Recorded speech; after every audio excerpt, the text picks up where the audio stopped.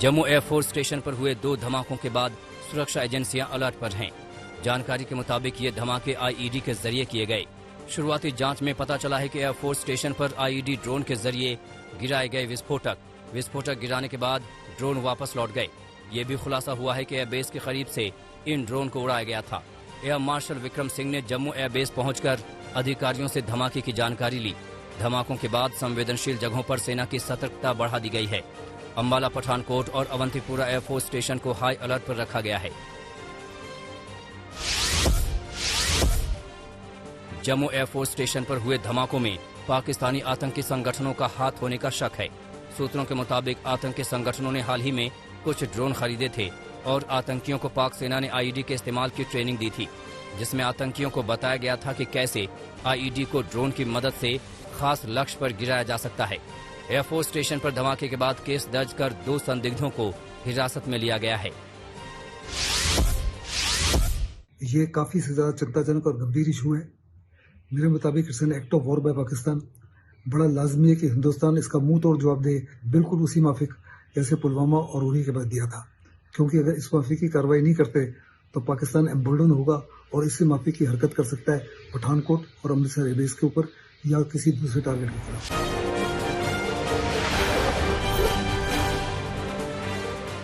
जम्मू के air force station में double धमाके की एनएसजी और एनआईए मिलकर जांच कर रही है।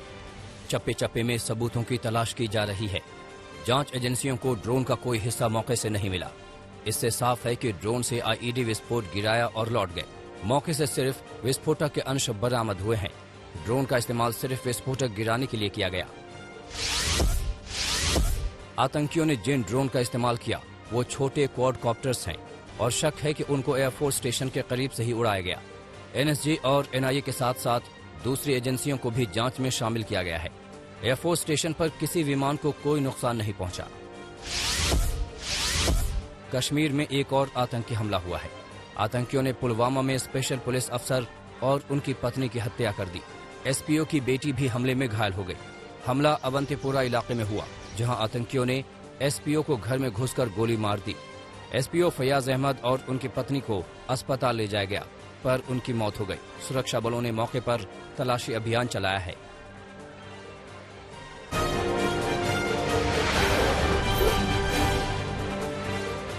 उत्तर प्रदेश के विधानसभा चुनाव में बहुजन समाज पार्टी किसी भी दल से गठबंधन नहीं करेगी।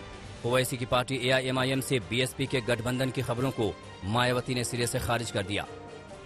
मायावती ने कहा कि अगले साल होने वाले विधानसभा चुनाव में बीएसपी पंजाब के अलावा किसी भी राज्य में गठबंधन नहीं करेगी।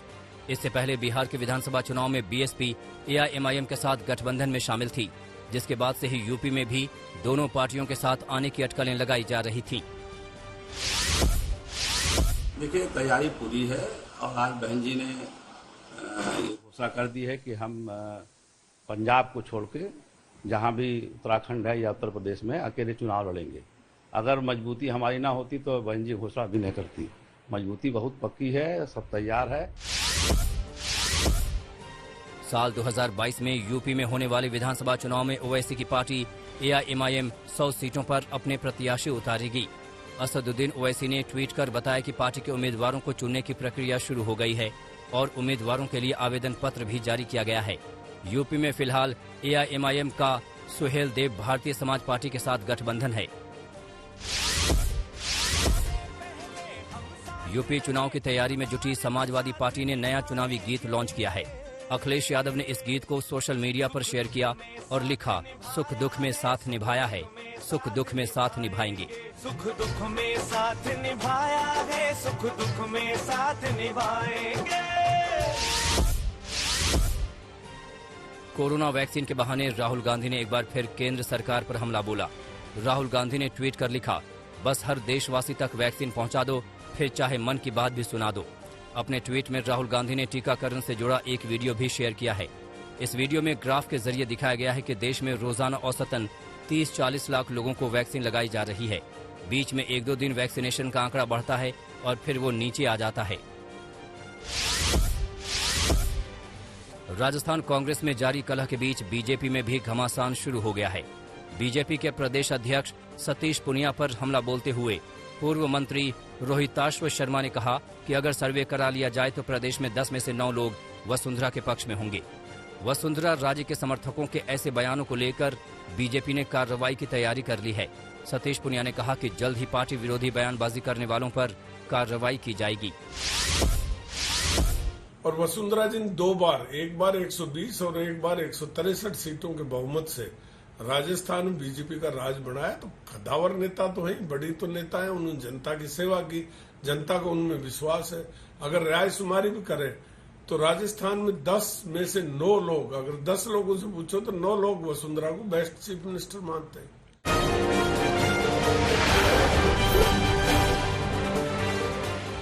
नए आईटी नियमों को लेकर सरकार से टकराव के बीच ट्विटर की मुश्किल बढ़ गई है।